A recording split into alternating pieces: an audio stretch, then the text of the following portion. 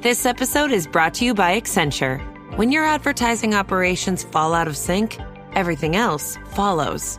Spotify and Accenture are working together to reinvent the rhythm of ad sales, using automation, analytics, and smarter workflows to simplify campaign delivery and access better data across the business. The result? Less time spent on operations, more time connecting brands with the moments and fandoms that matter most. Learn more at accenture.com/Spotify. When you need to build up your team to handle the growing chaos at work, use Indeed Sponsored Jobs. It gives your job post the boost it needs to be seen and helps reach people with the right skills, certifications, and more. Spend less time searching and more time actually interviewing candidates who check all your boxes. Listeners of this show will get a $75 sponsored job credit at Indeed.com/podcast. That's Indeed.com/podcast. Terms and conditions apply. Need a hiring hero? This is a job for Indeed Sponsored Jobs. This podcast is part of the Robots Radio Rocket Club, a program designed to help all podcasts reach their full potential. For information about joining the Robots Radio Rocket Club, check out robotsradio.net. Welcome to Holocron Histories, Star Wars Canon versus Legends, where we're going to take a deep dive into the lore of the Star Wars universe. All right, well, welcome to the Holocron Histories podcast, where we talk about Star Wars and its lore. I am one of your hosts, Austin, also known as Teacup, and I am excited to be here after a long time away from the podcast due to vacations and holidays and personal stuff, but I'm glad to be here. And I am your other host, Ben of Temeria, and likewise, I am super happy Austin is back, because this week's topic is another big one, obviously, because last week, and here joining us is our guest host, Psych, from the MCU Lorecast, and we are going over part 2 of Revan's history. So, you know, part 1, we left off essentially where, you know, Revan defeated Mandalore the Ultimate, found out there was a greater, higher power orchestrated the Mandalorian War, an invasion of the galaxy, and also we got Malachor 5's destruction, which is a big thing if you play the KOTOR games. Very big thing. Yeah. Oh yeah. I'll be quite honest. I was a little disappointed in Rebels when we quote unquote went to Malachor and it wasn't a broken up storm world. True. But it was still devastated to where it's completely shattered. Like, under the surface. That's true. That's true. Stop trying to remake my favorite thing. That's all. Yeah. That's all I want. That's all I want. Yeah, I agree. It's, I don't know, like, some of the changes they've done are good, and some of them are like, okay, why? Right. Yeah. But, with that, we're going to go right into part 2, where we left off, and this is where Revan goes off and seeks the answers that Mandalore the Ultimate gave him questions for. So, in the weeks that followed, Revan ordered the remaining Mandalorians to be stripped of their weapons and armor, and they only dismantled the Basilisk war droids, which, if you don't know, are terrifying. Those droids are hunking war machines of death. But they were so cool. They are cool. And then, knowing that they only resumed the fight if a new leader took Mandalore the Ultimate's place, Revan refused to turn the mask to the Mandalorians, and many of the warriors soon became bounty hunters or mercenaries. So yeah, to basically, you know, destroy the organization and culture of the Mandalorians, Revan just like, yeah, you guys don't get a leader now. Sorry. Right. And like, it's one thing to defeat an enemy. It's another thing to like destroy their spirit. Mm-hmm. And like sometimes I can't help but see the comparisons in Star Wars from our actual history and like how this is very similar to the end of World War One, where they basically make Germany dismantle their entire military, which right or whether Germany is right or wrong in World War One, it was still a big cultural thing to them. Yes, exactly. And which we know from past, and you can go back to some of our past episodes when we talk about this. A lot of Star Wars is based on our actual history. I mean, all the X-Wing and TIE Fighter dogfighting was based on World War II footage. Mm-hmm. So, shortly after the Battle of Malachor 5, Revan completed the new assassin droid named HK-47, which he was based in the Zerka Corporation's HK-24 series assassination droids. Not wanting to repeat the devastation that occurred on Malachor, Revan decided to use HK-47 in order to assassinate selective opponents. Okay, yeah, so there's the origins of HK for y'all, which is the best droid. This is a point I want to get to, and just like the interesting things about Revan, because there's this whole conversation that happens, like, when does Revan fall to the dark side? Like, when does he do this? Whereas, like, you know, it's with Anakin, like, we look at his fall, and his fall is when the beginning of, or like the final turning point of no turning back for Anakin is when he cuts off Mace Windu's hand. Yes. Like, that is the point where he's committed to this and no turning back. And then there's another one with the youngling Annihilator 9000. And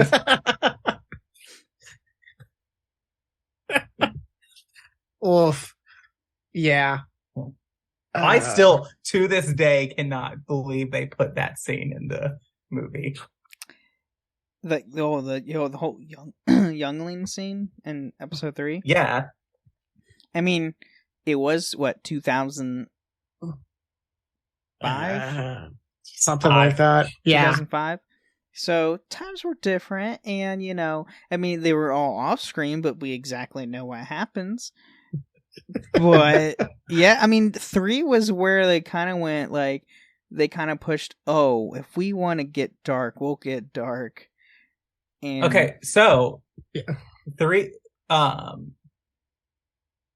can't, but episode 3 was the first Star Wars movie rated PG-13. Correct. That is true.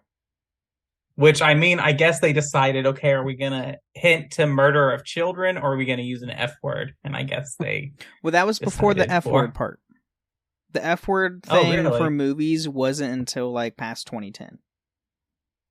Is when they actually were, like, able to do that. Before that, that was not a thing. But my point, we got a little talk. My point of this is, like, Revan's behavior. Yes, you can post Malachor 5 is not Jedi. Dwindling to the path of the dark, which we did cover over part 1. But when analyzing Revan's actions during the Mandalorian Wars, and particularly at Malachor, HK-47 came to believe that Revan may have had an ulterior motive. The droid believed the devastation that was meant to break, quote-unquote, the Jedi, was to make them loyal to Revan alone. So, HK taking his own... The droid is taking his own perspective of Revan's whole calculations of things, being as HK is. This is why, in my opinion, KOTOR 2 really had the potential to be one of the greatest Star Wars games of all time. Because it was so philosophical. Mm-hmm. It was... The dialogue you had with the companions, particularly with Kreia and HK-47, were so philosophical about, like, what is the Force, what is the dark side, what was the purpose of the Mandalorian Wars, all of this stuff. And, like, is that right? Was Revan doing that, or was that just HK's interpretation of the events? And so we're introduced to these unreliable narrators into KOTOR 2 of what's real and what's not. Because we're not getting it from Revan.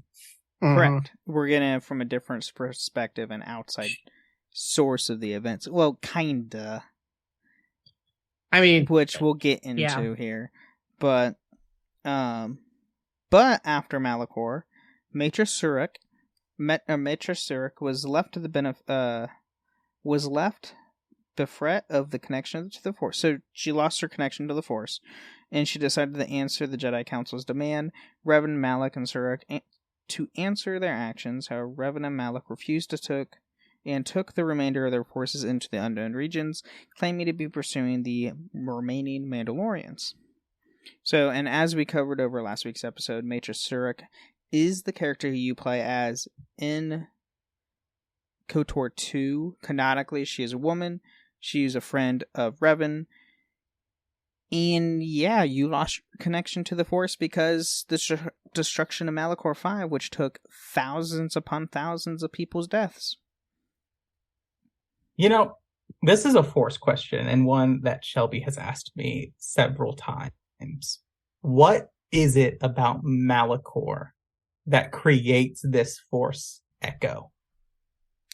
Because if it's just the death, why doesn't Alderaan do this? What about all the planet? What about the destruction of the Hansian system? What about why? I mean, and you can talk about, we have seen no evidence that the Jedi Purge leaves the same kind of Force echo that Malachor does. Correct. So, I mean, and this comes up to just my opinion only. And this is also a spoiler for KOTOR 2. Once you get towards the end of the game, you find out there's a ancient Sith temple located in Malachor. Was that there prior? If it was there prior, it would explain, okay, the planet itself is coded in leaks dark side energy, kind of like how most Sith temples do. That's how like Dagobah works, how no one could find Yoda on Dagobah because the planet is such a conduit to the dark side. With all the death hitting the planet and then the planet being itself like as a conduit to the dark side energies, I feel that might be why. But then also, Maître Surik, she was literally pretty, like, almost next to the mass shadow generator when it went off. So, right, yeah. I guess my other point is we get references to Force echoes in other places. Like, if you've read the Bane trilogy, when they detonate the thought bomb on Ruusan, that leads another Force echo. And it's just, I want consistency in the lore, but there's too many cooks in the kitchen. All we can say that for sure is it's space magic, and that's it. It's the Force. That's the Force. That's it. The Force. That's the whole thing. But to get back on it, so Malak urged Revan to kill Surik, but Revan refused, claiming that the Jedi was already dead, quote unquote. Revan took Malak alone to Rakad, which was followed by Mandalor's direction, the twin ice sculptures known as the Twin Spears. There, they discovered the tomb of the Sith Lord Drometh II and the Datacron, which within his sarcophagus that confirmed Mandalor's tale. The Datacron spoke of the planet named Nathema, and the two Jedi decided to travel there in order to seek out the Sith who manipulated Mandalore. Before departing, Revan left Mandalor's mask in Drometh's sarcophagus to ensure that the Mandalorians did not rediscover it. Which we'll get back to that later, because that's a whole side quest thing that goes on way after. Mm-hmm.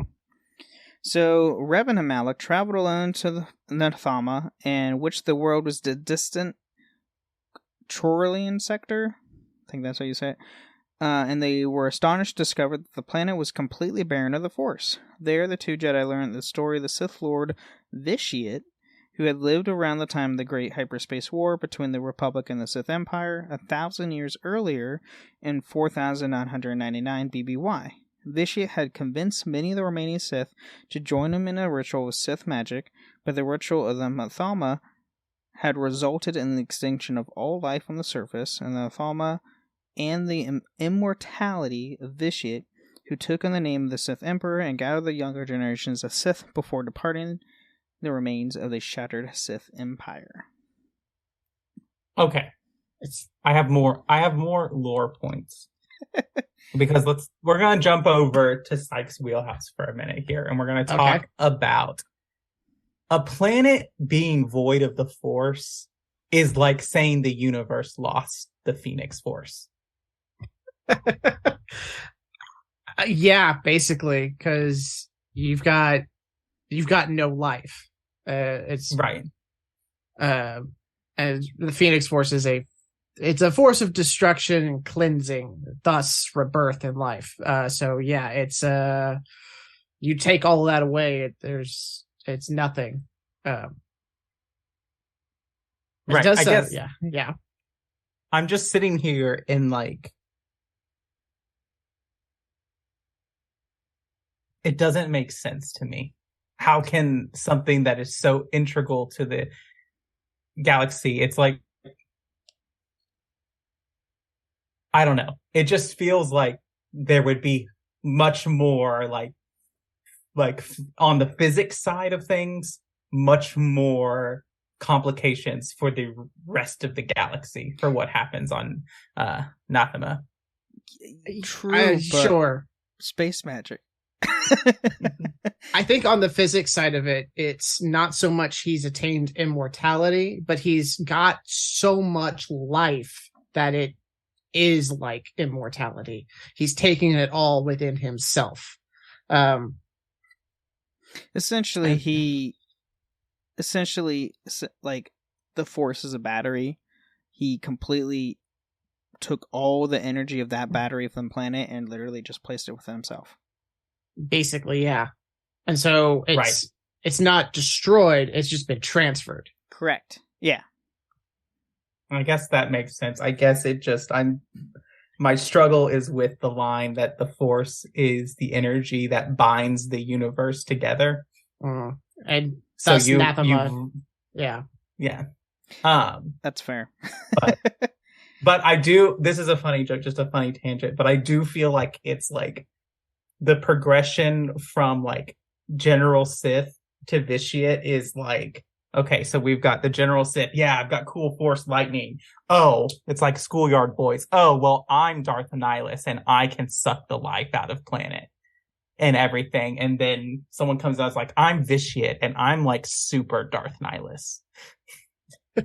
I'm Darth Nihilus, but instead of an entire planet, I could literally wipe out multiple planets at the same time across multiple light years away. Like, have you ever played a game with a child and yes, you're like, they keep making rules and it's like, no, you can't do that. Why? Well, because I'm invincible. Well, you weren't invincible 5 seconds ago. Right. Right, exactly. Yes. So, to determine to locate the Sith threat, Revan and Malak follow the Sith survivors' trail to the storm-covered world of Drummond Kos, which they discover to be the capital of the reconstructed Sith Empire under the rule of the Sith Emperor. When Revan and Malak arrived on the Emperor's throne room, the Sith ruler was ready for them. Instead of fighting them, the Emperor reached out and dominated their minds, twisting the pair into willing servants and completing their fall to the dark side before he scoured their minds for useful information, anointing the new servants as Darth Revan and Darth Malak, the Dark Lords of the Sith. The Emperor sent them back into the Republic as a vanguard to his own invasion, ordering them to make use of the Rakatan Starforged and report back when they had crushed the Republic's resistance. So this is how, I mean, the Revan and Malak were obviously already going down the path of the dark side. Vitiate literally just, let me turn the switch on for you, just to get you there all the way there. There you go. You guys are evil now. Let me just turn this up to 11 real quick. Right, exactly. So once we get to that part, now there's new Dark Lords of the Sith. So, departing Drummond Kos in search of the Starforge as willing servants to the Emperor, Darth Revan and Darth Malak follow the Dantooine and Kashyyyk star maps to locate similar star maps on Manon, Tatooine, and Korriban. On Korriban, Revan delved further into the dark side while plundering the tomb of the ancient Sith Trolloc Horde. Among the Sith relics, he rediscovered the tomb of Trolloc Horde's mask, and the two Sith soon located the star map on the depths of the tomb of the ancient Sith Lord Naga Shadow. Which both Siths, Trolloc Horde and Naga Shadow, were both devastatingly powerful. If you play KOTOR, the MMO, Trolloc Horde, you actually, like, that's the whole thing with it's either the Sith Inquisitor or Sith Warrior class, like, prologue.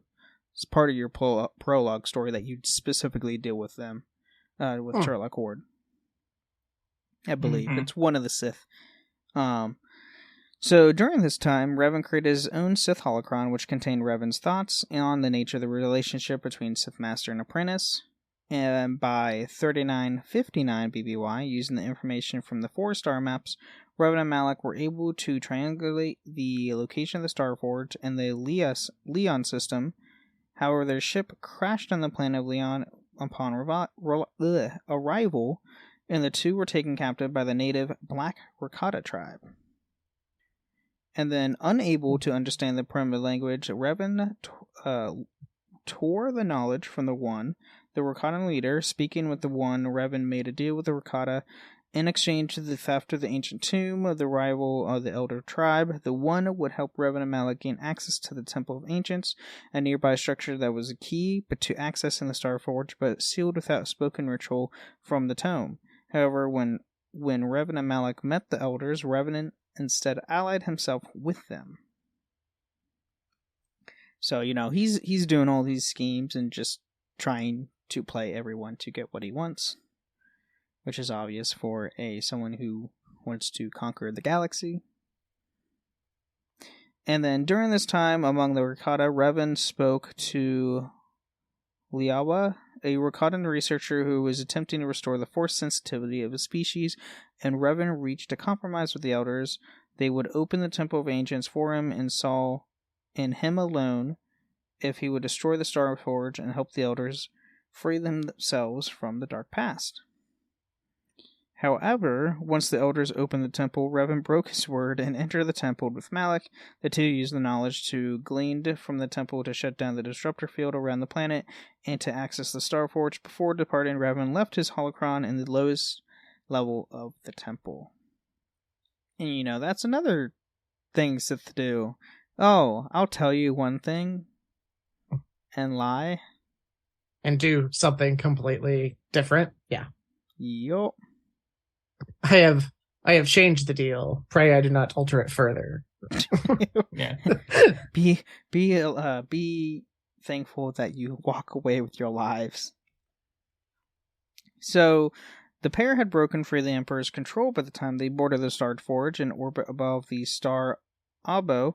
And the two former Jedi, their minds still twisted to the dark side, interpreted the Emperor's mental commands as their own desires.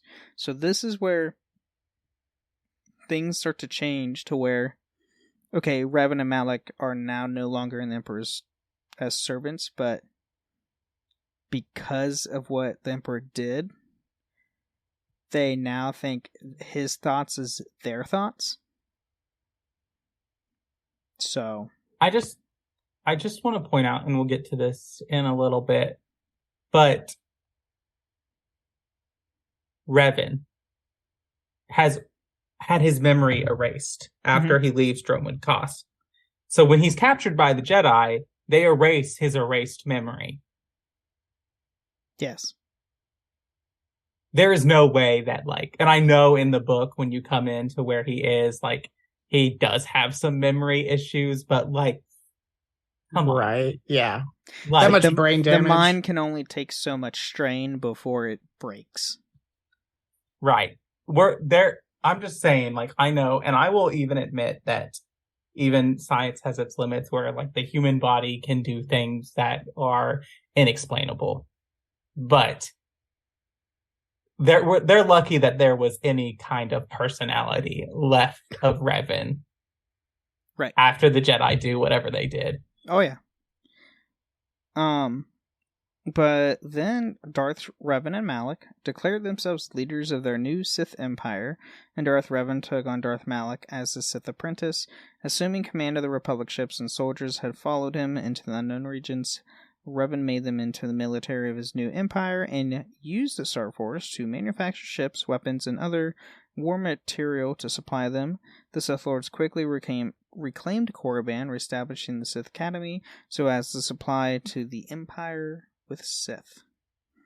And then Revan had continued to study the Star Forge, and he came to the realization that it was capable of far more than just the creation of weapons. Taking a fragment of the Star Forge no bigger than a fingertip, Revan experimented with it and discovered that the device fed on whatever it was given, whether it was the Force or simply basic mass, and returned the basic building blocks of the universe: water, air, carbon, and even life.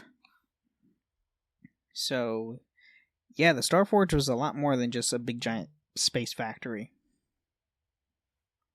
And then he left the fragment in the depths of the moon of Nar Shaddaa in the care of a member of the alien slaves in a large complex. The slaves, whose descendants came from the known Revan only as the godlike figure, known him as the Revan, in quote-unquote, remained loyal to Revan's instructions and cared for the infinite engine, quote-unquote. Which you can actually experience all of that in the KOTOR MMO. If you are a Sith character, it doesn't matter what class. Once you go to the planet of Nar Shaddaa, it is part of the planet story. So you do the planet story, go through that, you will actually encounter the Rakatan. Specifically talks about Revan, and you actually physically see the infinite engine. You could Interesting. take the engine and give it to the Empire and let the Rakatan to die, or you can leave the engine in there. It's up to your choice.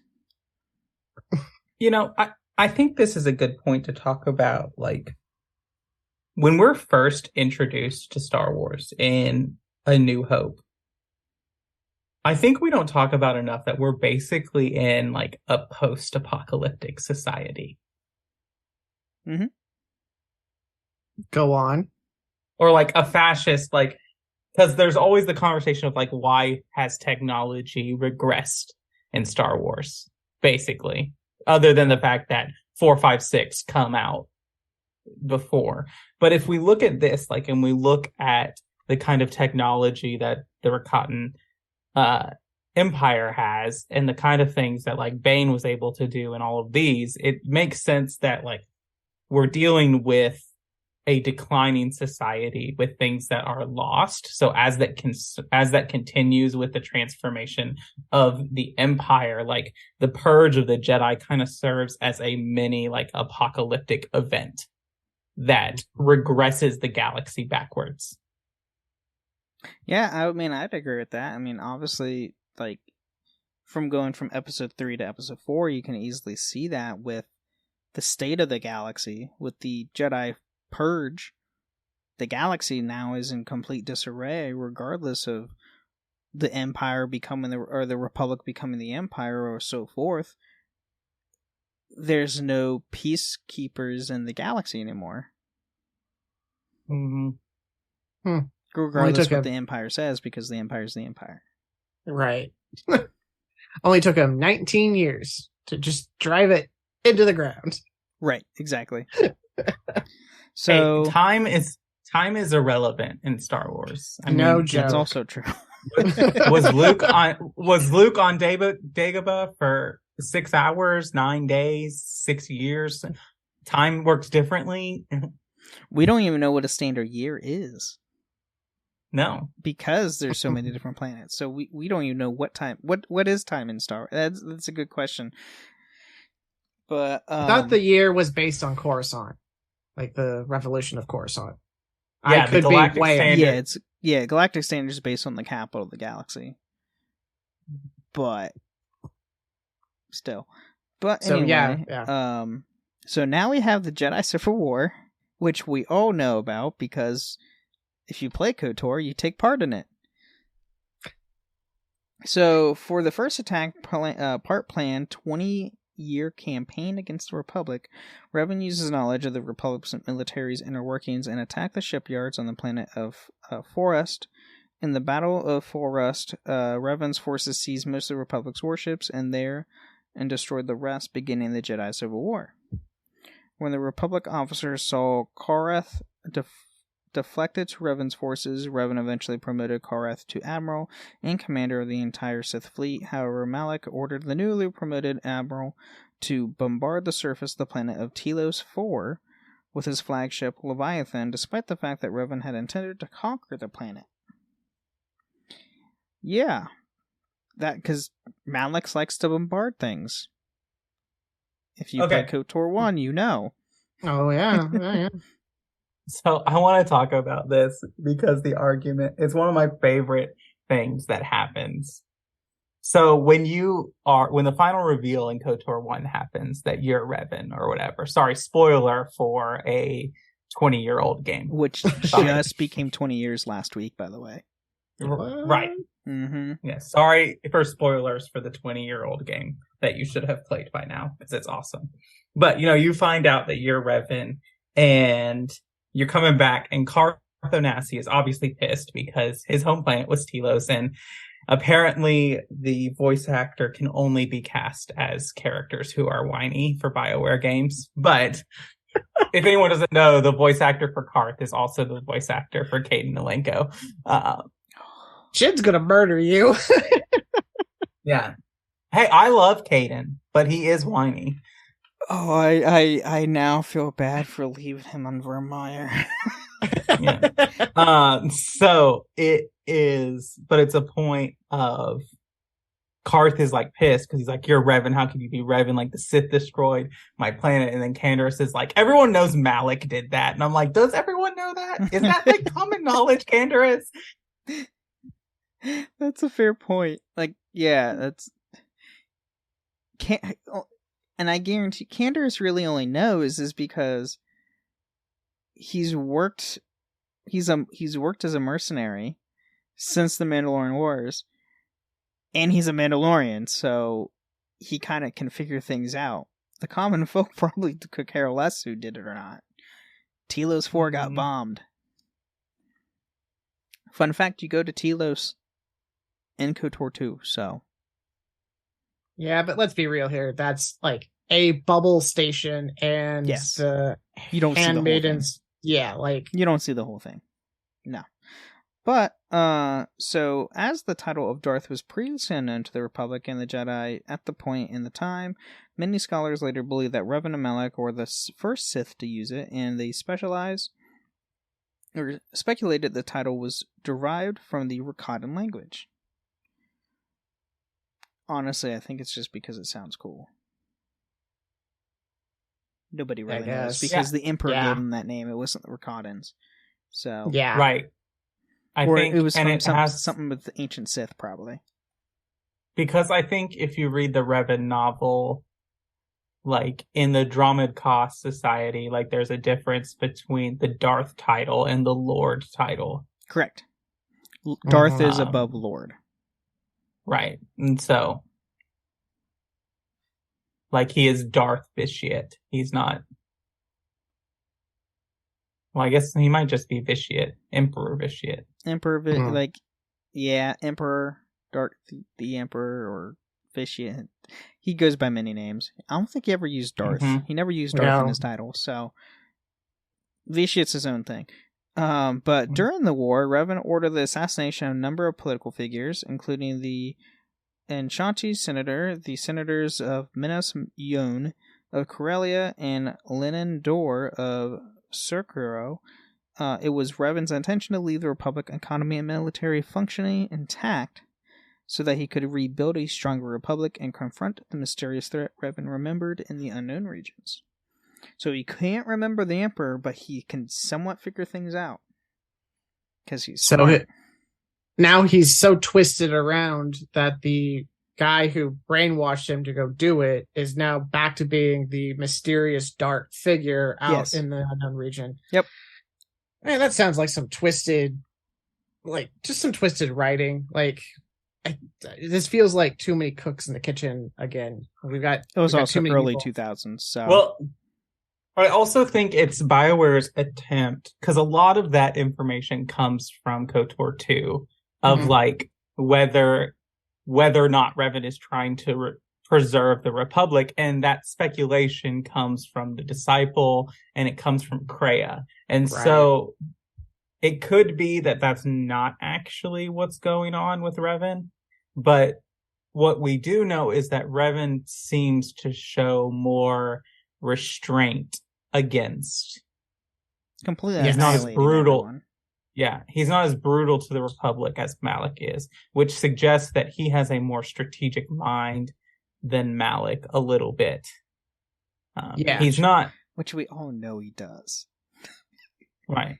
Revan is cruel, and he's definitely evil, but he's not, like, a sadist. He's not, like, just doing things for the sake of doing things. He typically has, like, he uses them to send messages or to further his strategic goal, which is a different kind of evil than Malak. It's the lawful evil versus the just chaotic evil. Chaotic evil, yeah. Yep. So, I mean, even Malak lacks chaos. He's just, I mean, I guess he is in the sense that he's kind of like a rabid dog at the end there. He's just like, I'm going to kill everything because I have to kill everything. Right. Yeah. Anyway.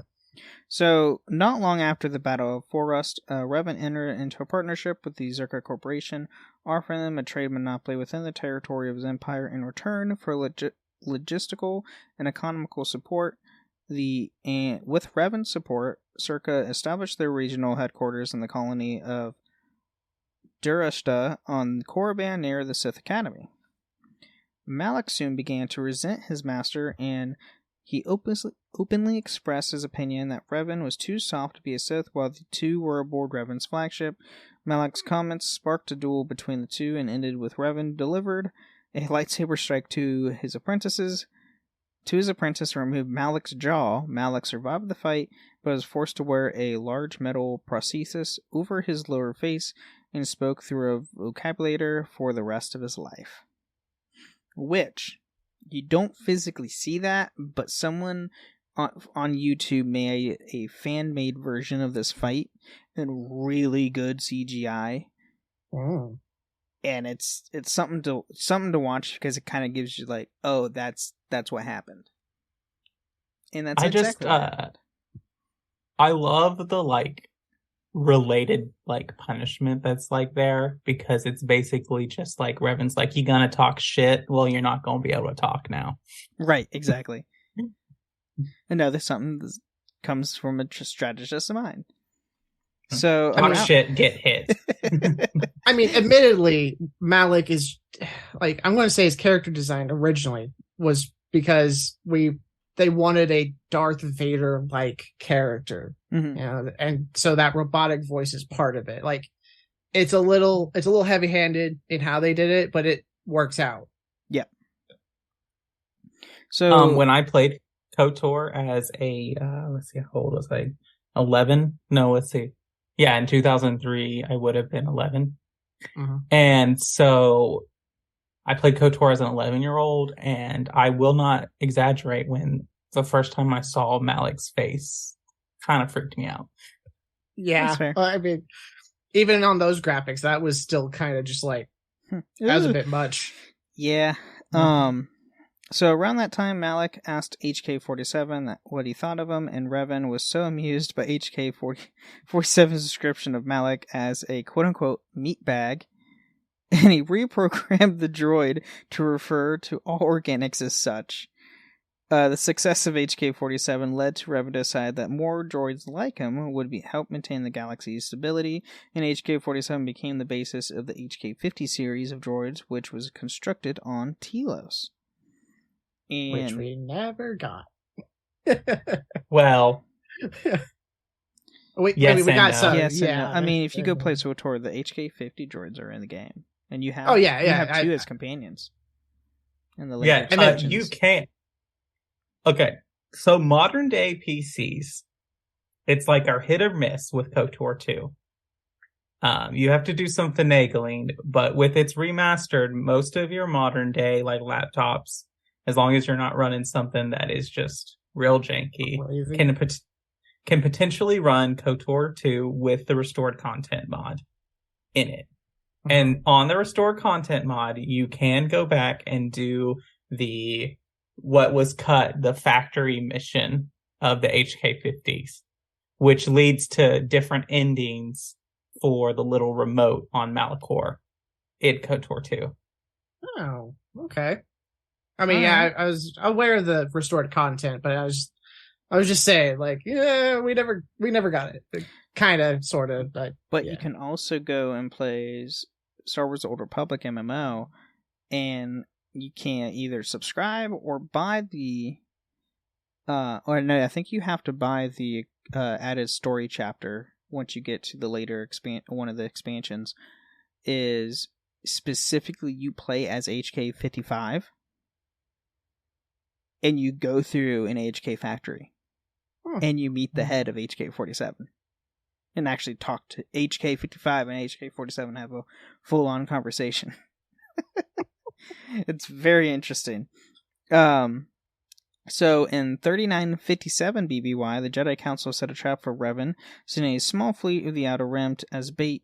Revan attacked the fleet, but a small Jedi strike team, led by Jedi Knight Basilishan, Shan, who was capable of battle meditation, a force ability that strengthens one's allies and weakens enemies through the Force, attacked Revan's flagship.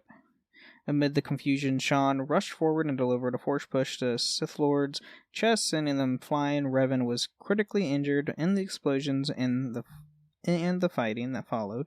The only survivor of her strike team, Shan saved Revan's life with the Force and took him into safety, forming a powerful Force bond between them in the process. Shan brought the comatose Sith Lord with her to Dantooine, where the Jedi Order healed Revan's broken body, and the Jedi Council decided to take action against Revan. Joining together, the members of the Council wiped Revan's mind clean, erasing his memories and giving him a new identity as a soldier from the planet of Duralia. Shan also secretly kept Revan's mask, which she had recovered before fleeing Revan's doomed flagship. I'm sorry, the scout is such a better class. Why the soldier?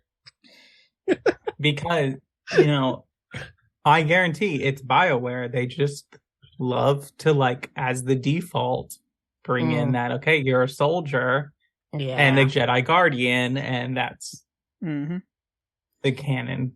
Kind of like, the Elder Scrolls tends to do the same thing, like the Champion of Cyrodiil is an Imperial because you're taking place in Cyrodiil. The Dragonborn is a Nord canon, like default wise. The Neverine is a Dark Elf. Like they love to do those default things. Yep. But at this point, I think it's a good time to take a mid break. All right.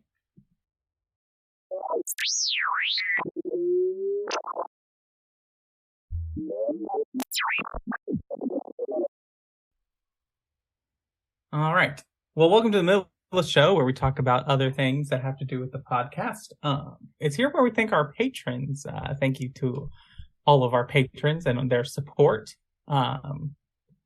If you'd like to sign up and join us on Patreon, you can do that at going to patreon.com/holocronhistories, or you can click the link in the episode description. You can go and support us that way. You can also support us by leaving ratings and reviews on Apple or Spotify. And if you do that and leave us a kind review with 5 stars, we will read it out on a future episode of the show.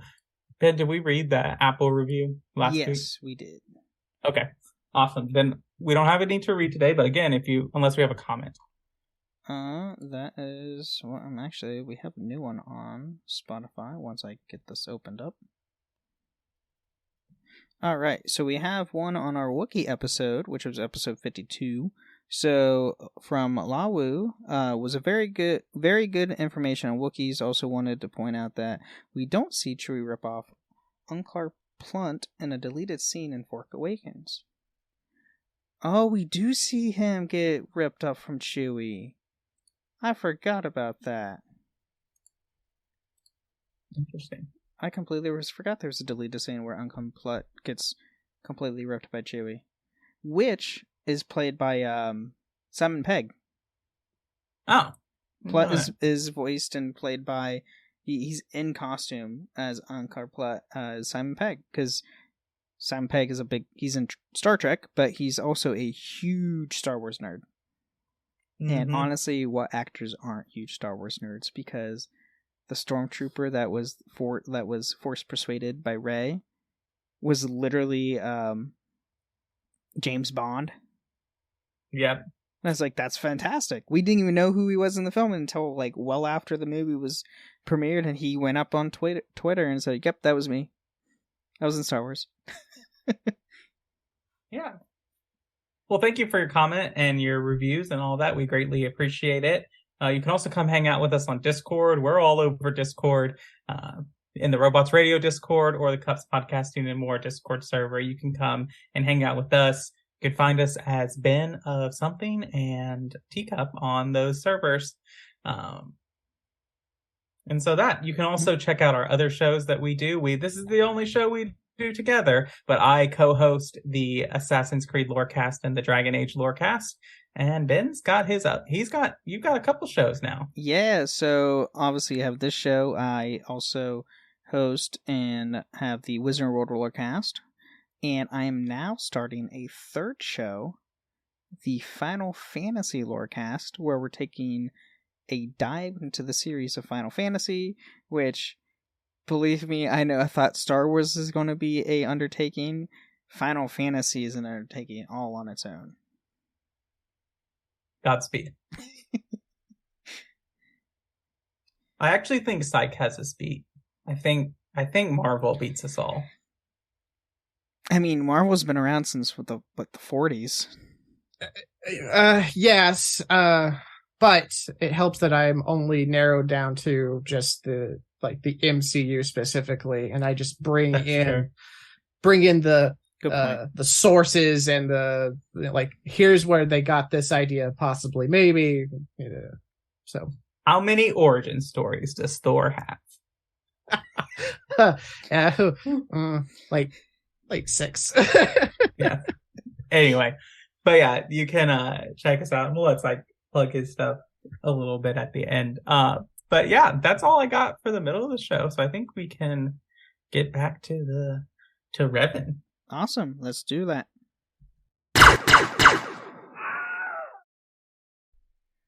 All right. Now that we're back, we have Revan Reborn. So this is the events of KOTOR.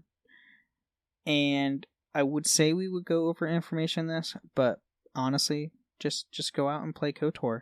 The game's like $10 on Steam most times, or on your phone, or on Xbox.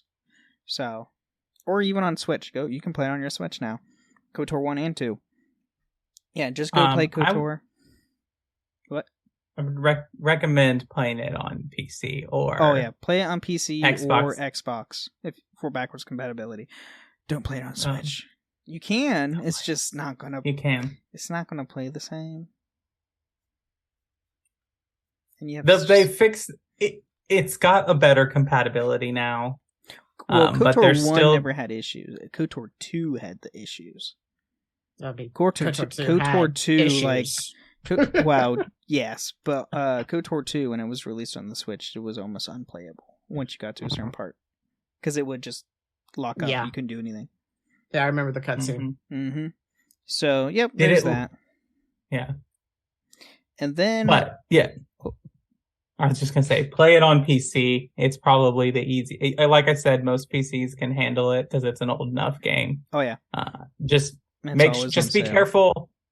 If you're running into issues with these old Star Wars games, here is your free hint. Turn off grass and shadows, play in windowed mode, and you'll be okay. Yeah, I agree with that.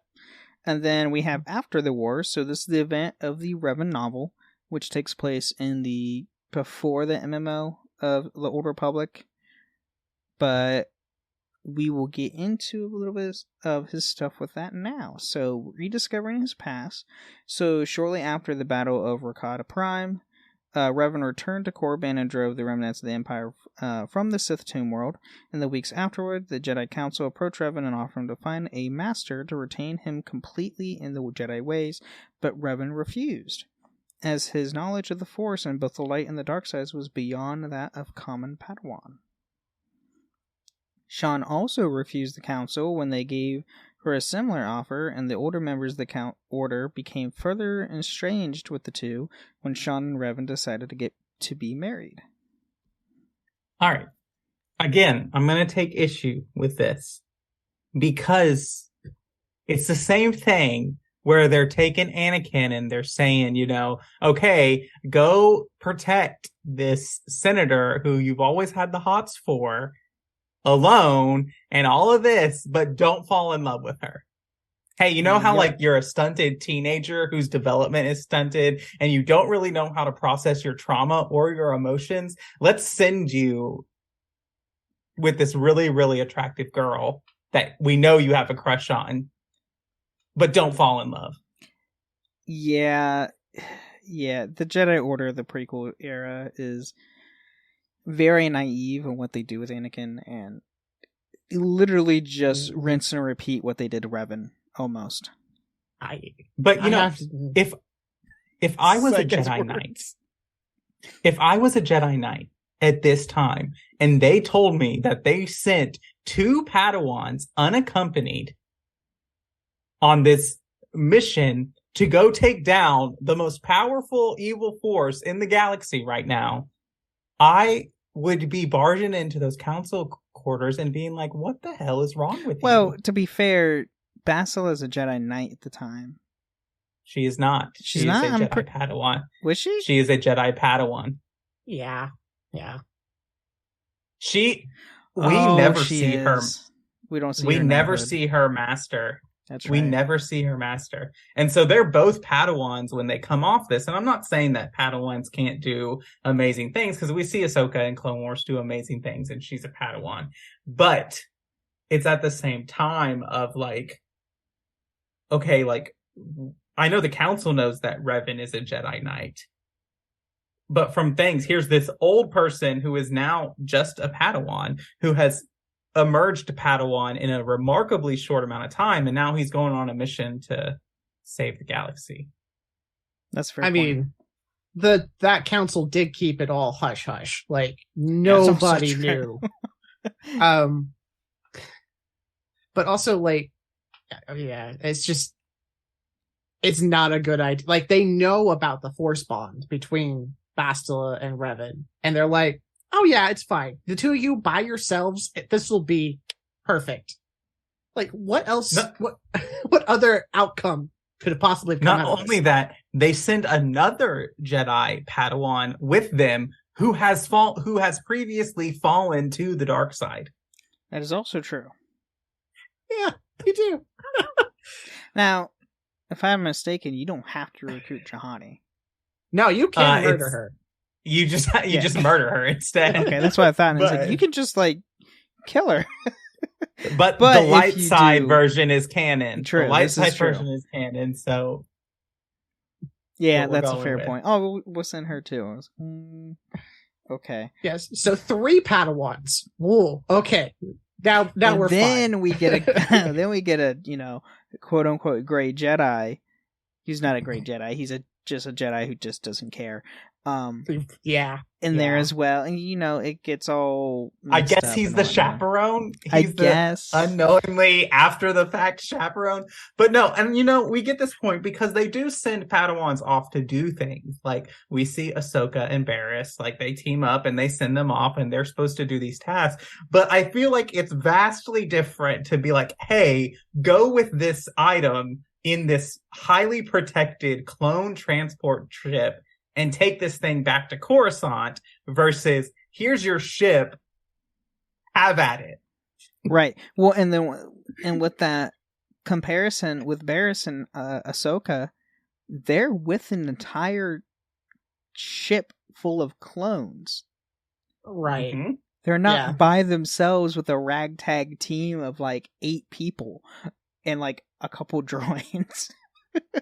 And what the hell is Jolie going to do absolutely nothing because he doesn't care. Exactly. He's gonna be like, "Oh, you two are in love. Like that's fine. The council doesn't matter." Like, right?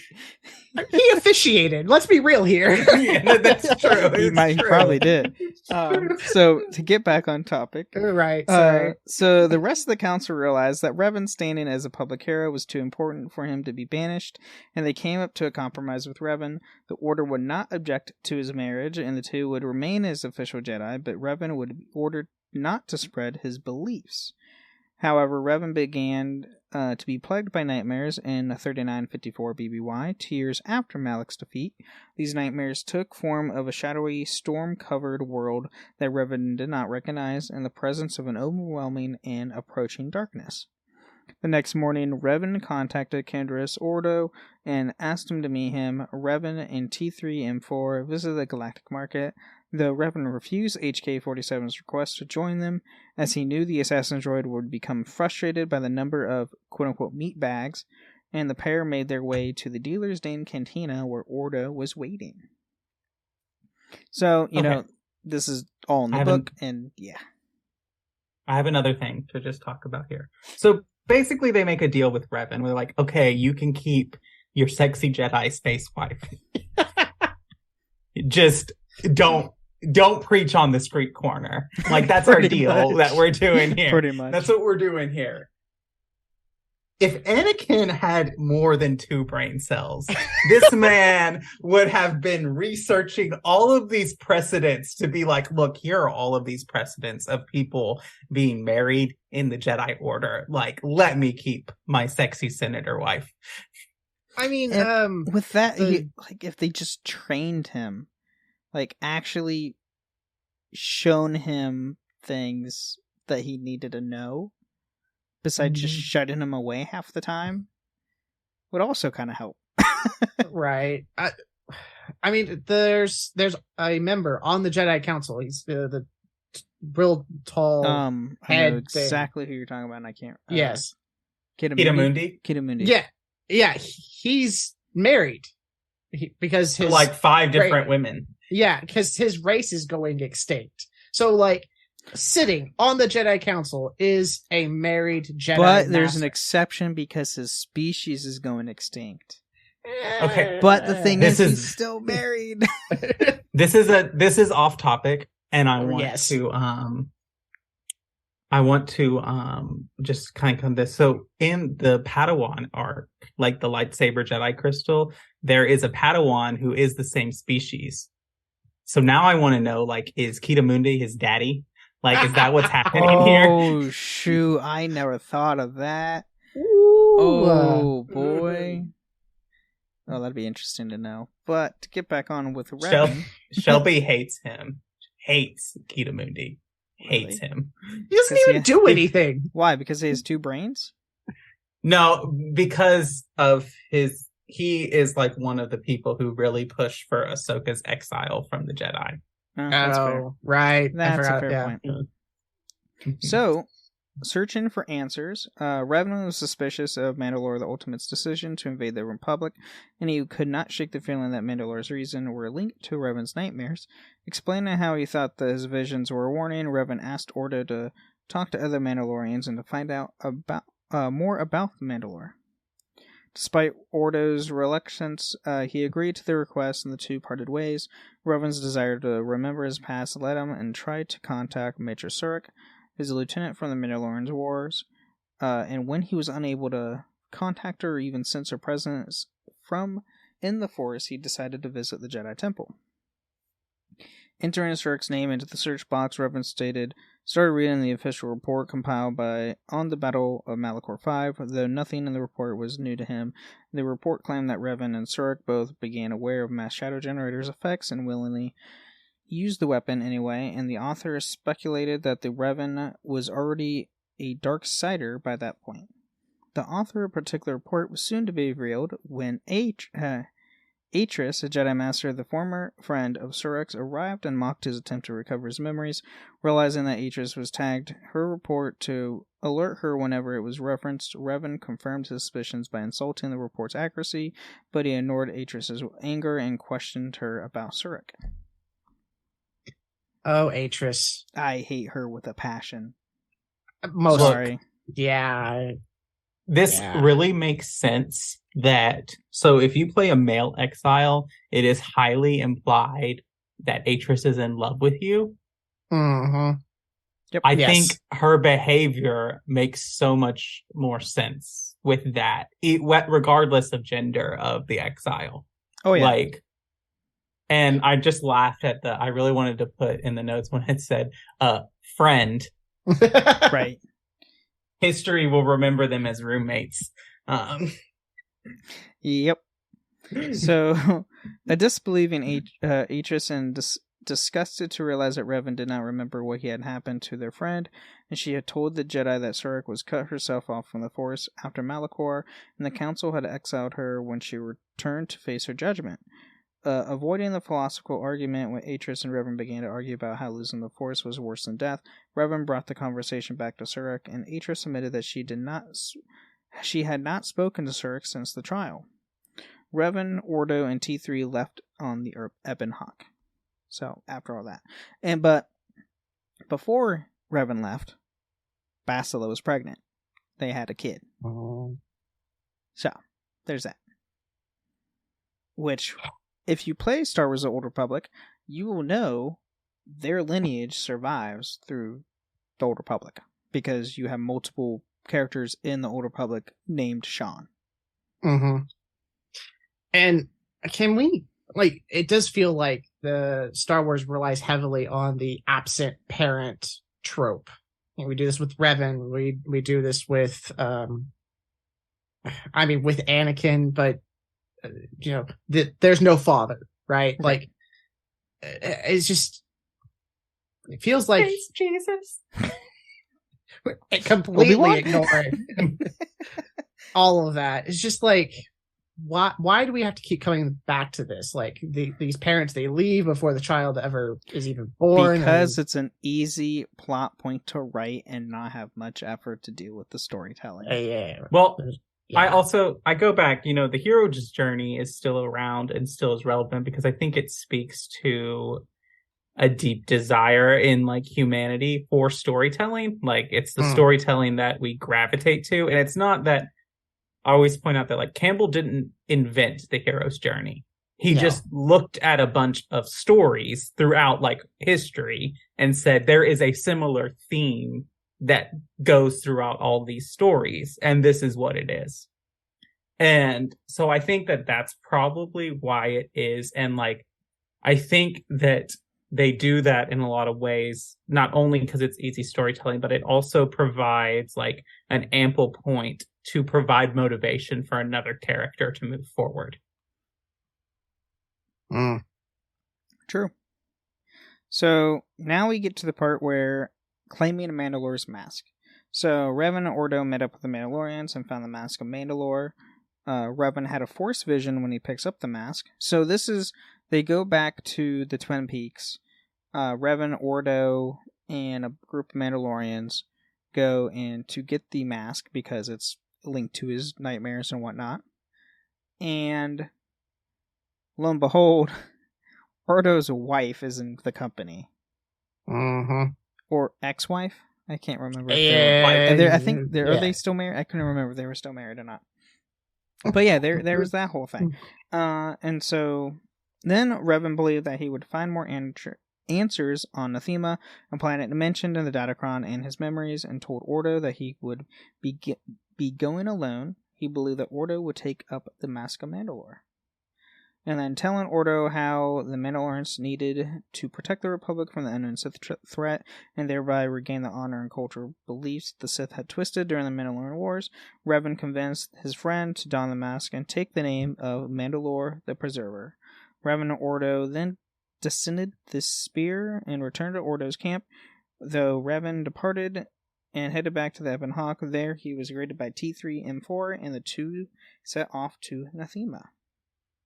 I'm just gonna say this as a kind of disclaimer, spoiler, or warning. The Revan novel is extremely sad. Like, it's very depressing.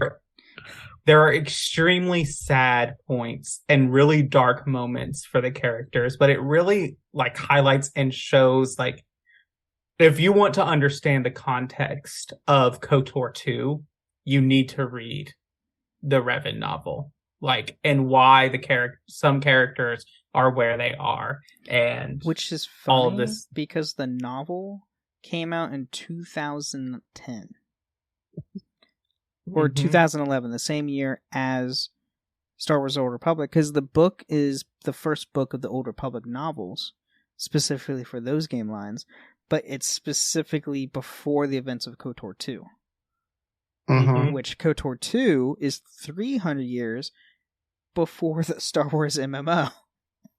Right. Well, it's both. It's like it starts after KOTOR 1. Well, yeah, the book is that. The book there, and then it goes to after KOTOR 2. The first half of the book is before KOTOR 1 or before KOTOR 2. KOTOR 2. And the second half is after the events of KOTOR 2.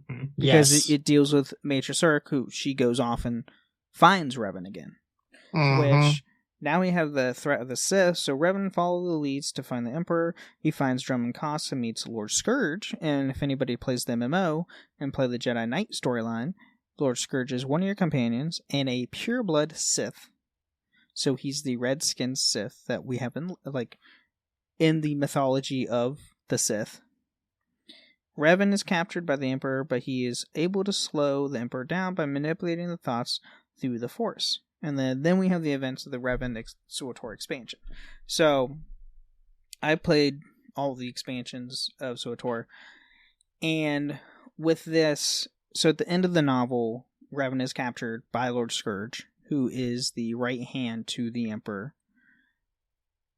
And with that being captured, they didn't put him in a cell or kill him or anything like that. They put him in a containment stasis to where he is constantly kept alive, but because of his connection to the Force, it stabilized him to where he lived for 300 years, because you physically meet Revan in the flesh 3 times in the SWTOR MMO, and multiple times Force Ghost wise. And how he says specifically, because the Jedi Knight storyline, you specifically deal with the Emperor, and he strictly tells you, oh, I've been putting my thoughts into his head so he would be slowed down, not to be taken over the galaxy. If I didn't do that, he would have wiped out all of existence as we know it.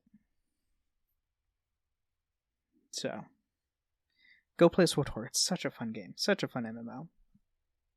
Totally play it solo. You don't even have to play with friends. That's how I play it. Yeah. And then now we have Revan's legacy. So, Revan's victory over Darth Malak and his influence over the Sith Emperor ensured the Republic's received almost 300 years of peace. Revan's son Valenier continued the Shan family line, a line that produced many Jedi, including the Jedi Knight Talisa Shan and her daughter Satil, a woman who went to become the youngest Grand Master of the Jedi Order in history. Despite Revan's redemption and the destruction of the Sith at his hands, the Sith, both the reconstructed Sith Empire and later Sith, such as Darth Bane, held Revan in high regard. Though the sacrifice Revan had to the Emperor so he could survive, Scourge remained loyal to his and the Jedi's cause of defeating the Emperor, and served the Sith ruler as his personal executioner for 300 years before he allied himself with the hero of Tython, the knight who Scourge had foreseen would complete Revan's mission. So yeah, in the book as well, you get that Scourge wants to destroy the Emperor and aligned himself with Revan, but because of how things were progressing, he didn't have the means to destroy the Emperor. He had to do what he said. But then your character you create for the Jedi Knight storyline completely completes it. Well,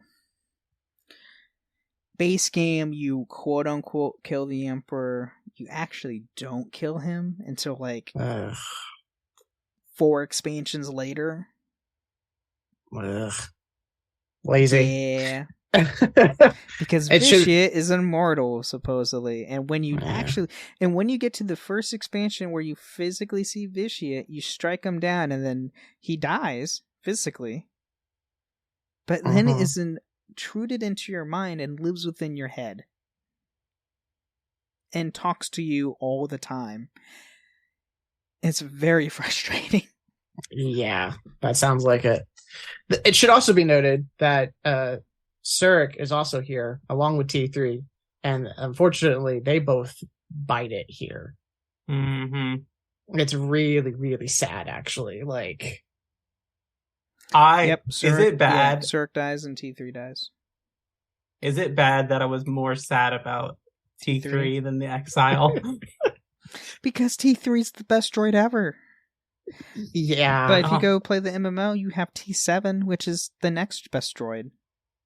Well, no, the best droid is R2-D2 and it will always be R2-D2. And I'm sorry, it's just not going to happen. But T3 is a good one. Fair. That's fair.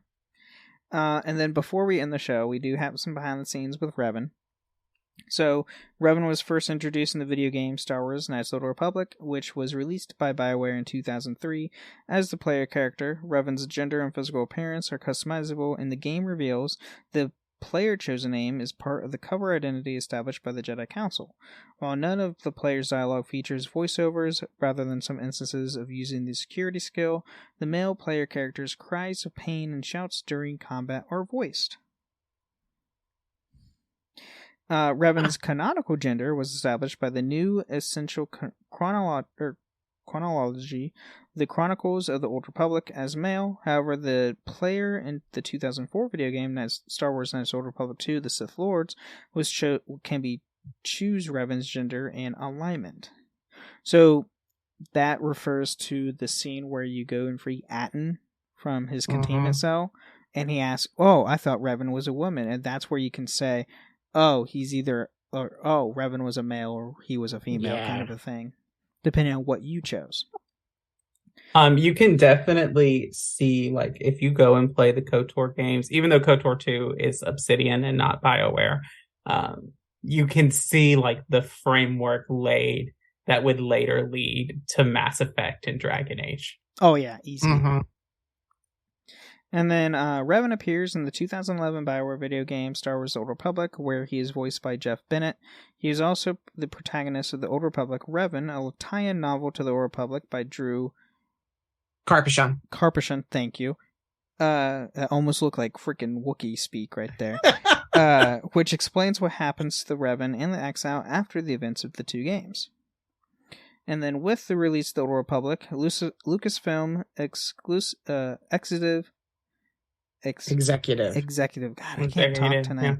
Yeah. Leland Chee confirmed at Celebration 6, 6, that Revan's appearance in the Old Republic established the character's canonical appearance in the Knights of the Old Republic as the character model with the mullet hairstyle.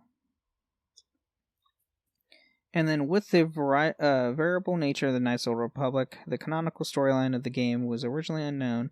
The essential chronology, which established Revan as male, also established the light side ending of the game, and the destruction of the Starforge was canon.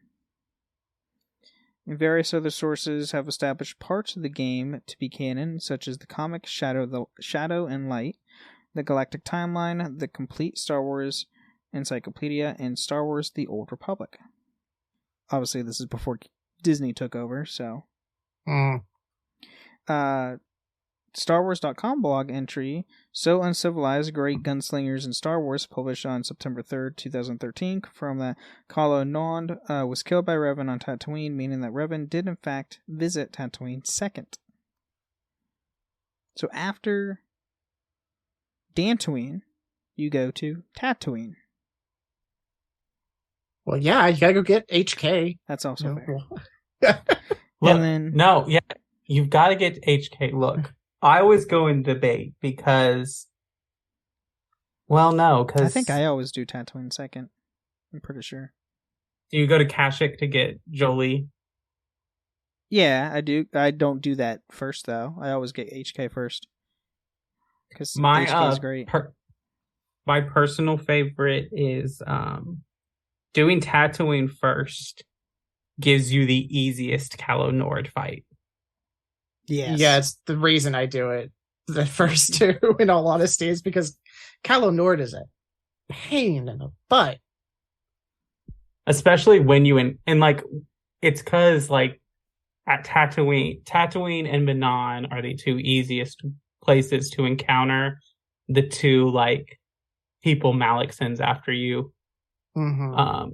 Because those encounters happen at the end of the storyline, so you have like now progressed to a like level where you can deal with them, as opposed to like on Kashyyyk, it's like you get off the freaking ship and there's Calo Nord. Yep. It's like, how did you get down here without taking the basket? Like, come on, man. Yeah. Right. So in 2011, Revan was slated to appear in The Ghost of Mortis, an episode of the third season of Star Wars Clone Wars television series. Revan would have appeared as a Sith Lord alongside Darth Bane as advisors to the Sun, but they were cut from the episode in late production. The show's director, Dave Filoni, was apprehensive of using the scene, and the scene was removed at George Lucas's request because it conflicted with George Lucas's view on the Force. The scene made it to Animaniacs stage and could be viewed in the bonus content of the Blu-ray edition of Star Wars The Clone Wars, The Complete Season 3. Which you can't see the scene, you can see them like in animation and everything. I would have loved to see this scene in Clone Wars, but I also do agree with George Lucas with taking them out because it kind of makes sense. It doesn't make sense the Son getting direction from two dead Sith Lords. Who the Son is the physical embodiment of the dark side.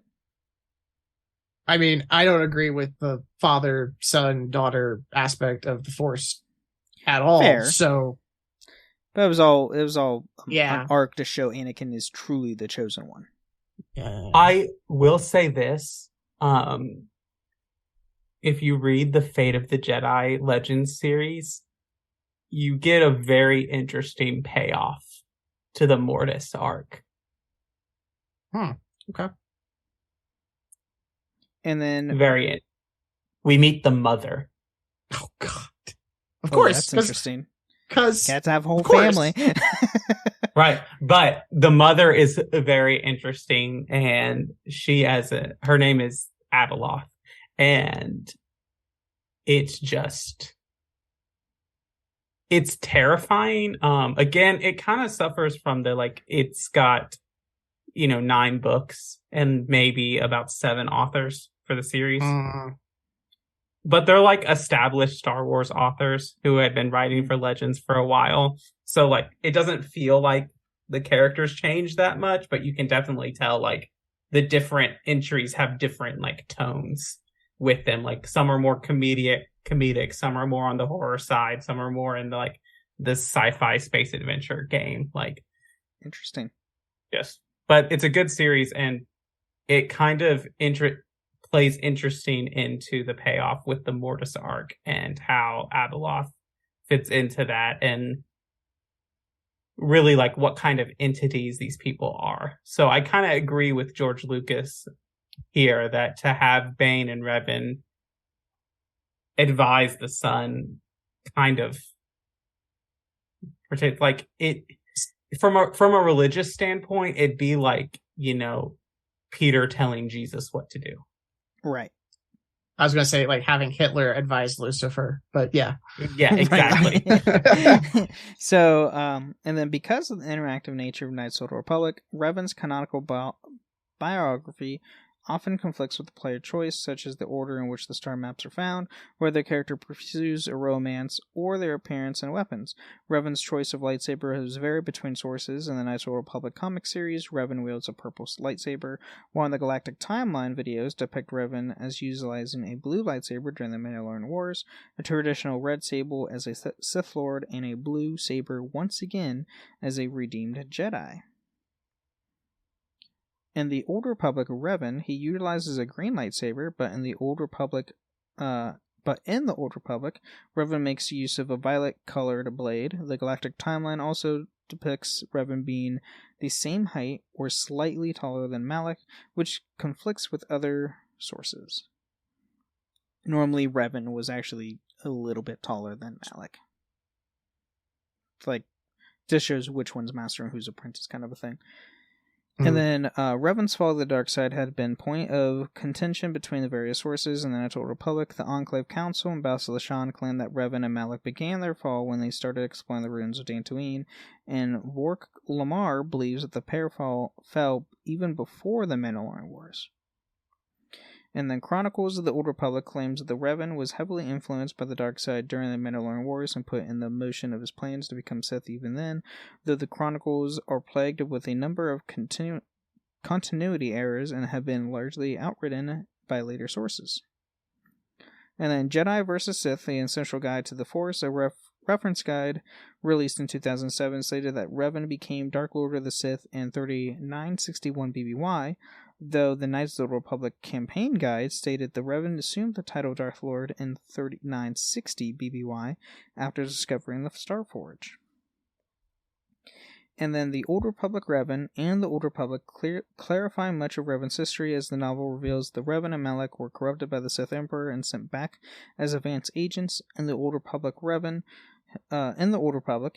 himself states that he was close to the dark side during the Mandalorian Wars, having explored Malachor and Korriban, and the Old Republic Revan establishes that the two were searching for the Starforge on the Emperor's behalf, but broke free of the control and set out on their own. However, in the Old Republic, which is the game, Revan claims that the Emperor had reached out to the two Jedi and summoned them to his empire, a story that conflicts with all other sources.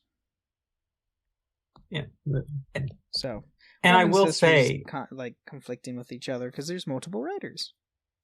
And this mimics our own history in a lot of ways. When you come into a world, like, go try to study like a ruler who lived 4,000 years ago, and tell me how much conflicting information you find. Yes. Exactly. Yeah. Just because we don't. Heck, you'll find that lost. Heck, you'll find that stuff now from 100 years ago. Right.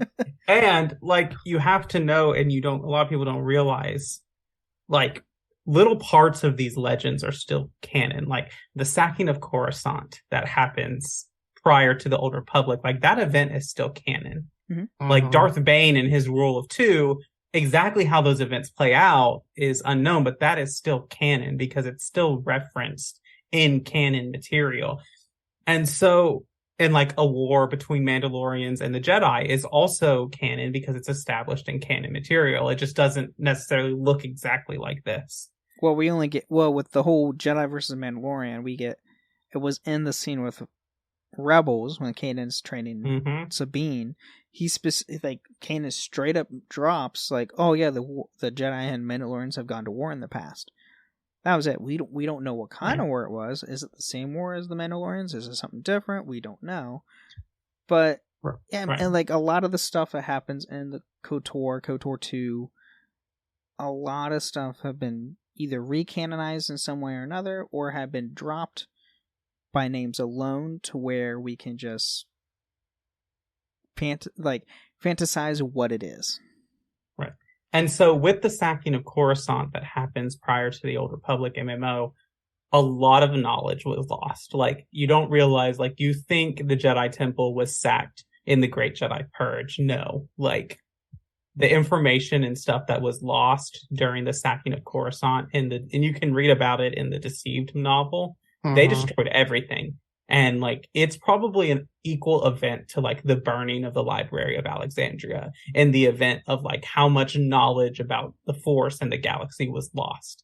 Like, we lost so much knowledge about our own history when they decided to burn the Library of Alexandria than we ever have really in history, at least the Western history. Yep. I'm still mad at Rome for it. I'm mad at Rome for a lot of things. But I mean, yeah, there's a lot of blame that we can put on the Roman Empire. Yeah. Let's freaking Templars. Yeah, freaking Templars. Freaking Templars. Okay. But anyway, that is what we have on Revan for this week. This was a long episode, so we apologize for that, but it's a lot of fun.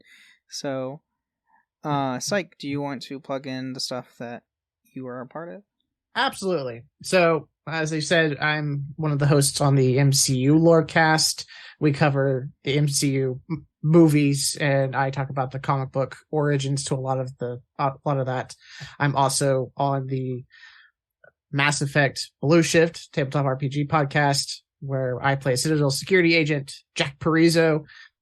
I solve crime with my team on Citadel, which drops monthly on the first Friday of the month. And also I am going to do audio dramas. I'm writing the Avengers audio drama series. And I'm doing all the back end work for all that. The first episode goes up in September. So be on the lookout for that, which is outside of the Robots Network. It is with Scyther Audio. And you can catch him on the Dragon Age Lorecast on both of our Mage Templar War episodes and the Anders episode. You can, and I just listened to Anders' episode, so... Oh, you listened to Austin and Psych fight. I did, and it was hysterical and great. So check out those shows, check out my shows. But yeah, anything else to add? No, I'm good. I'm good too. Cool. Well, thank you for listening to the Holocron Histories, and may the Force be with you. Thank you for listening to Holocron Histories, Star Wars Canon versus Legends.